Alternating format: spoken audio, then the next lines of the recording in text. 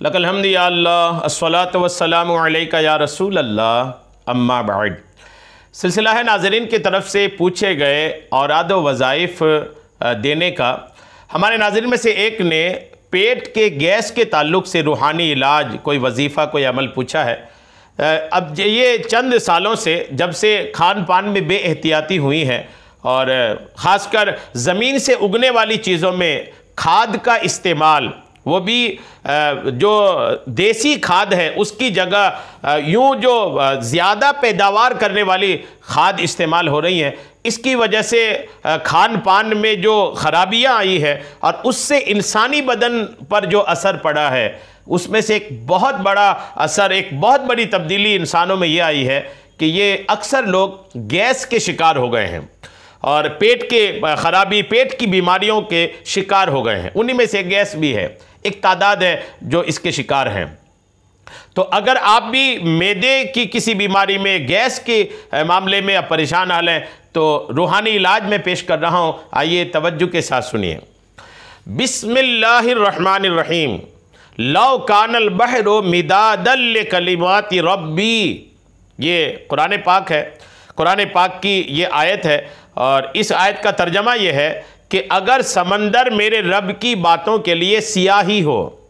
ये आयत है और शुरू में बिस्मिल्लाह भी लिखना है, बिस्मिल्लाहिर्रहमानिर्रहीम, और लिखना है लौ कानल बहरो मिदादल लिकलिमाति रब्बी। ये आपको लिखना है पूरा। और इसका ये पारा 16 सूरे कहफ की आयत नंबर 109 का हिस्सा है। पारा 16 सूरे कहफ आयत नंबर 109। आप इसको कुरान पाक से देख के लिख भी सकते हैं।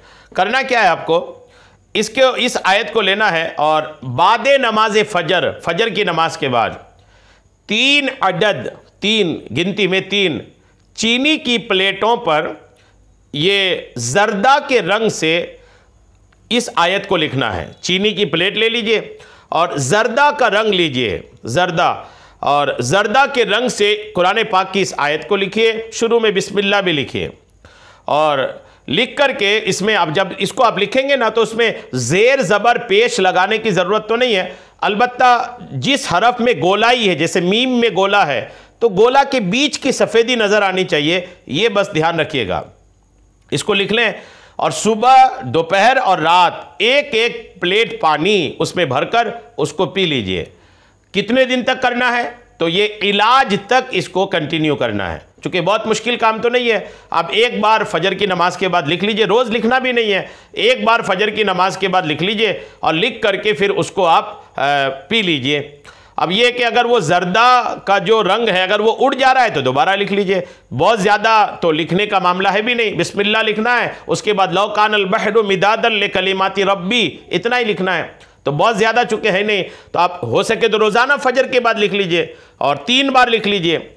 और 3 बार वो भी 3 प्लेट में लिखना है, छोटी छोटी प्लेट ले लीजिए और उसमें लिख लीजिए। और सुबह भी धोकर पी लीजिए, दोपहर को भी पी लीजिए और शाम को भी पी लीजिए। अल्हम्दुलिल्लाह बरकतें जो है वो ज़ाहिर होंगी। अल्लाह करीम आपको पेट के तमाम अमराज, गैस के तमाम मामलात, मैदे के तमाम अमराज से अल्लाह करीम आपकी हिफाजत फरमाएगा इंशाअल्लाह। तो आप इस अमल को कीजिए, अल्लाह करीम ने चाहा तो आपको बरकतें हासिल होगी। अल्लाह करीम तमाम बीमारों की बीमारियां दूर फरमाए। आमीन। बिजाहिन नबी अमीन सल्लल्लाहु ताला अलैहि वसल्लम।